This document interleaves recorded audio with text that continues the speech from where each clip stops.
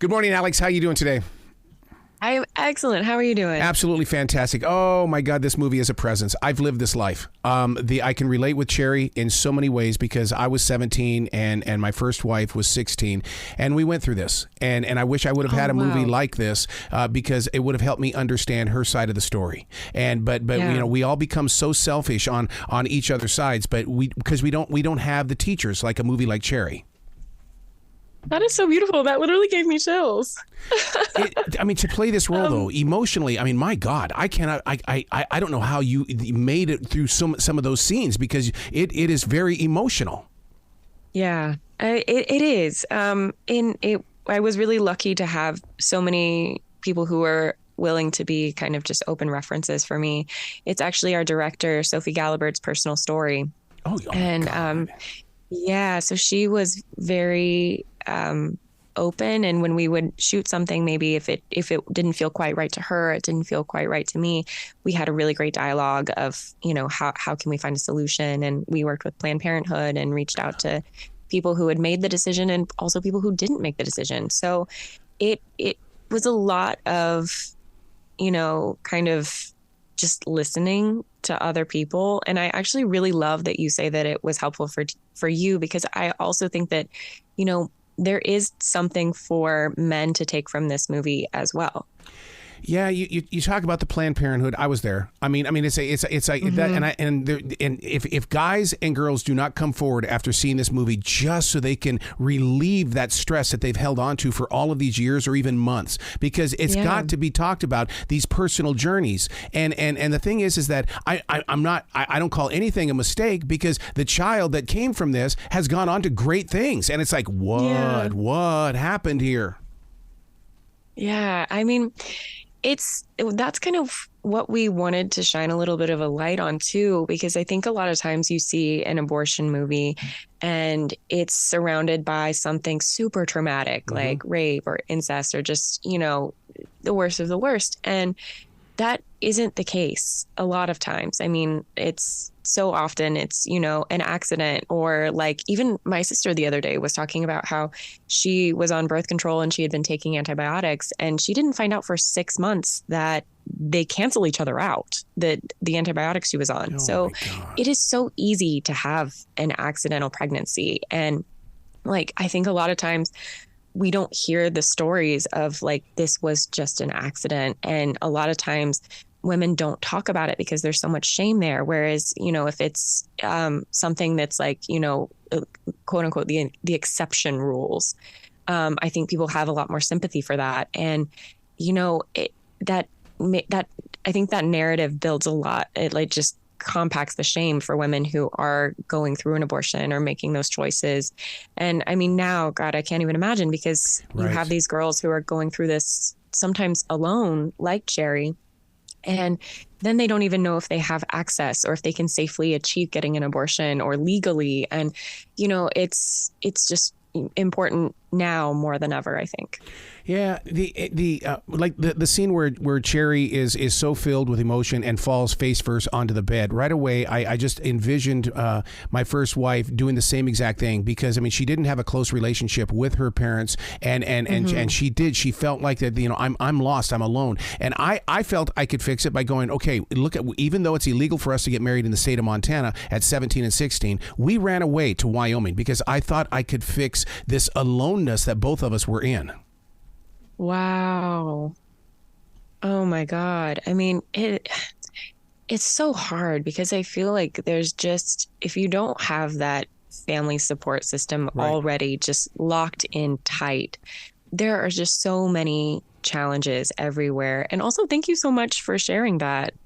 Well, I'm telling you, Cherry's going to do that. People are going to be on social media talking about this, and this is going to be a subject. This is a mile marker film, because we don't get films like this that talk about real human, I don't want to say adventures, but experiences. Yeah. No, I totally agree. I think that was part of what we were really kind of searching for, is to have someone that was relatable. You know, I think that like we've had some people who are like, I was so frustrated by her, but because I see a lot of myself in her. So that actually really means so much, that I mean, you've had such a great response and understand her. I mean, I can't tell you how much that means. It's so kind. How did you connect with Cherry? I mean, did you meet somebody? I realize the director was there, but I mean, you can't just come out and say, "Tell me your story." Just let me listen to you speak. I can pull it in. I connected to her because I saw a lot of myself in her. I mean, like, if your relationship isn't perfect with your parents, she's relatable. If you're not really loving your job and you don't feel like you're really good at anything yet, and you just feel generally unstable, maybe the wrong relationship. I mean, I've been all of those girls at a lot of points in my life. And so it was really easy to identify with those things and just kind of drop in. And what's really special is you get to see her do all of those things. You see how she reacts with her mother and her sister and her grandmother and her boyfriend, and you really see how little trust she has in so many people, but yet she really wants to people please and make them happy, and she wants to make herself happy. And I think it's still really great because the sister scene is definitely my favorite scene. I mean, my sister is my favorite person in the world, and I think that it's really interesting to see the dynamics with all of those women in her life, because you see, what kind of parent her mom is, and you see like who she really only feels comfortable enough to say anything to is her grandmother, who has dementia. And so out of all the people in her life, I think that's really a statement of, this is the person that I'm going to have this conversation with.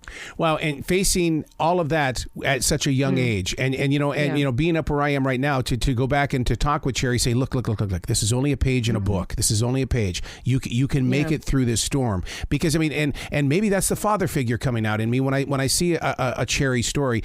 But the thing is, and what I saw also, yes, it's sad, but I also saw strength. I saw something that is going to change girls' lives as well as guys. Yeah. I mean, there is so much power in being a woman and taking control of your body and your life and making these decisions for her, because I think that's what's so important is she wasn't relying on anyone else really to make a decision for her. And I think she's been kind of going with the flow of whatever direction life pushes her. And she really came into herself. And I think that's a really beautiful way to see someone just growing up. The director, when you say that it's based on her story, is she a writer? Is she a journalist? Because I mean, the reason why I bring that up is because I'm a daily writer, 29 years every single day, and it's like for a story to come out like this. I mean, she had to have the courage, the confidence, and the guts to put something like this out there, and then to connect her name to it. Yeah, it's really, I'm impressed by her every time we even just have a discussion and do our Q&As, and it's amazing. She did write, she co-wrote it with Arthur Cohen, and she's also a French writer. So I think that a lot of times she would be like, does this make sense to you as an American? And I'm like, yes, Sophie, that does make sense to me. So, I mean, because I think you also see there's a lot of French flavor once you start watching it. And, we've seen the movie so many times now. She just has her stamp all over it. It is so uniquely Sophie's and so beautiful because I've never seen anything like it. I mean, the colors are so warm, and despite being such a heavy movie, there is so much fun. And like, I think the first time we saw it with an audience, we really weren't expecting many laughs.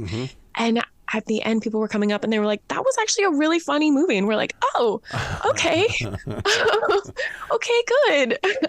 But it's kind of true to life because, when something happens, life still has to move on. You still have to carry through. And sometimes even when you're at your lowest, things are still kind of funny.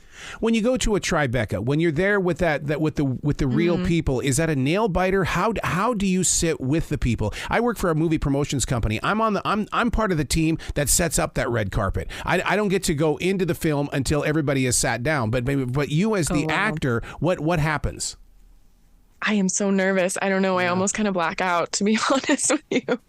It's because it's just so personal. I mean, just to have someone really see you feel all of these things it just felt different. I'm not sure what I was really expecting with this one, but I mean, it's just very exposing. And I am kind of on edge, when people are watching, like having my husband watch me make out with someone else was also like a very jarring experience.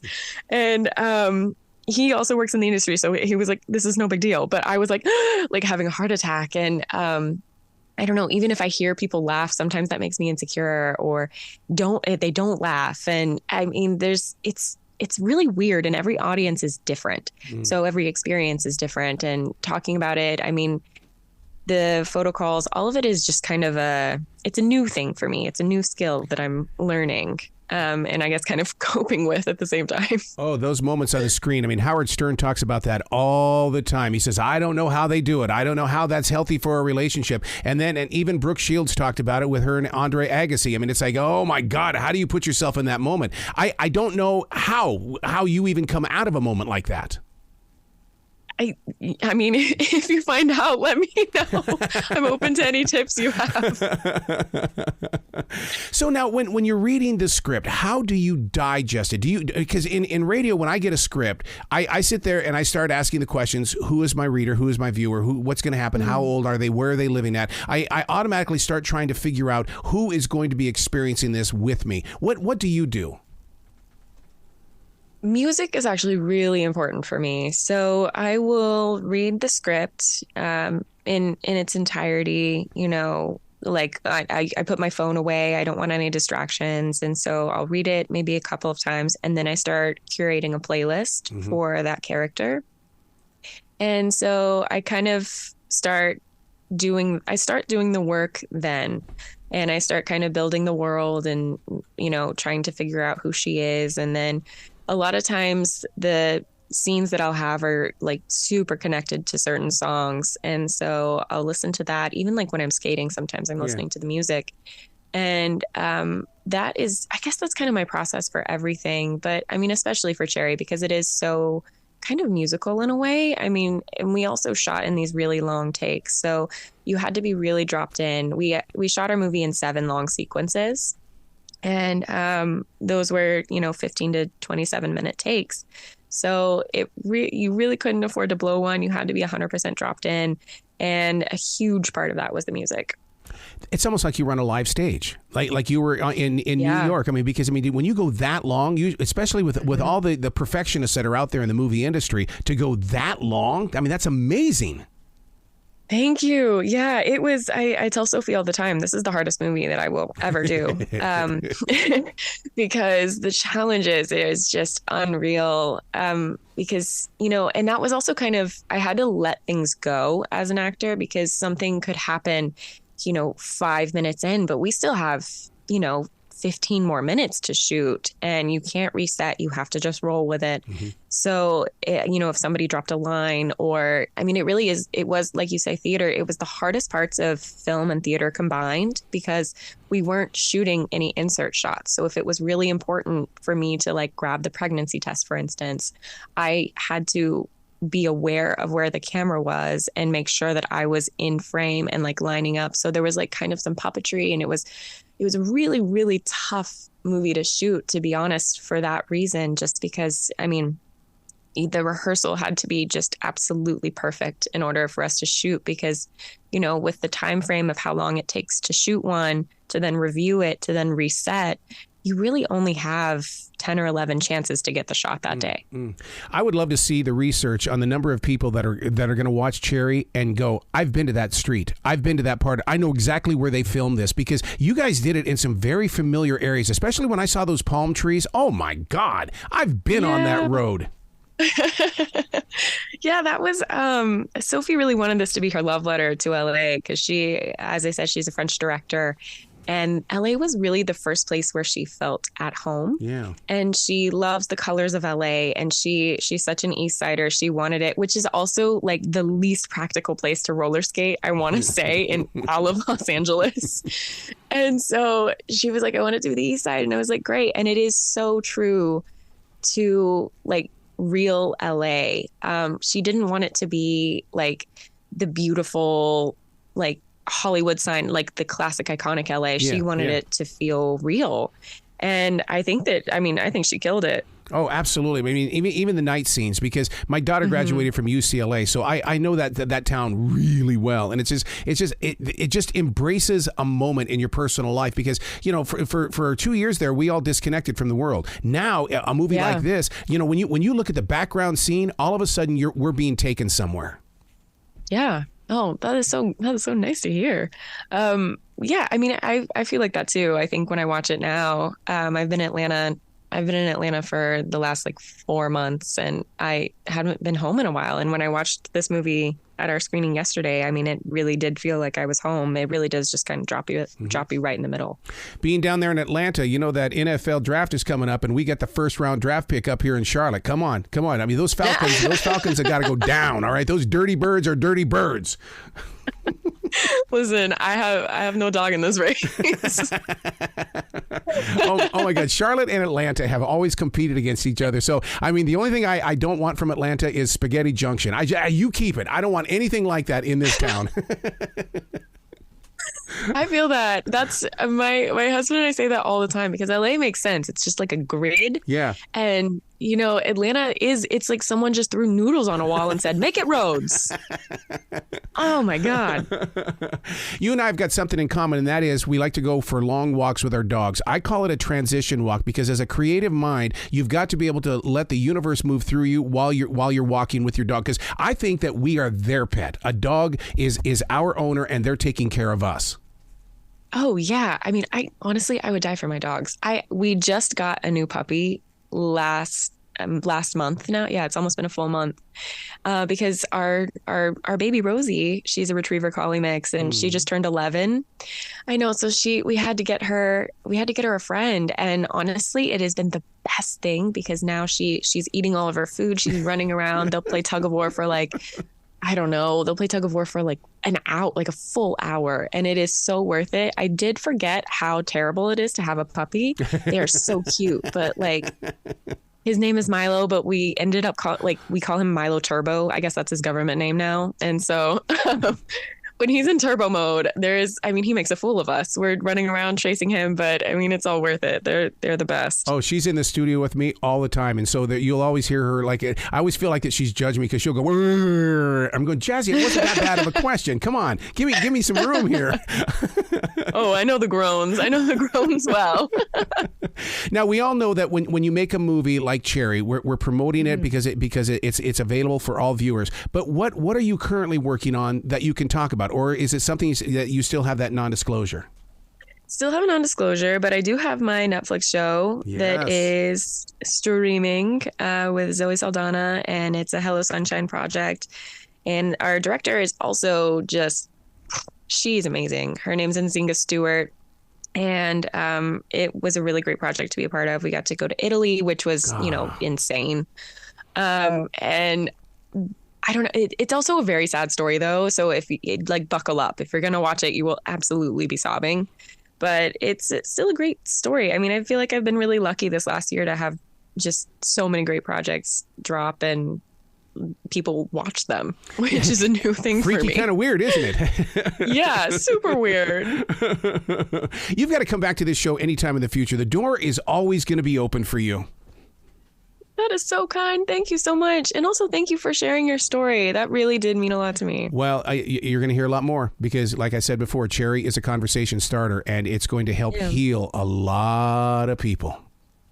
Ugh, thank you so much. Well, you be brilliant today, okay? Thank you. You too.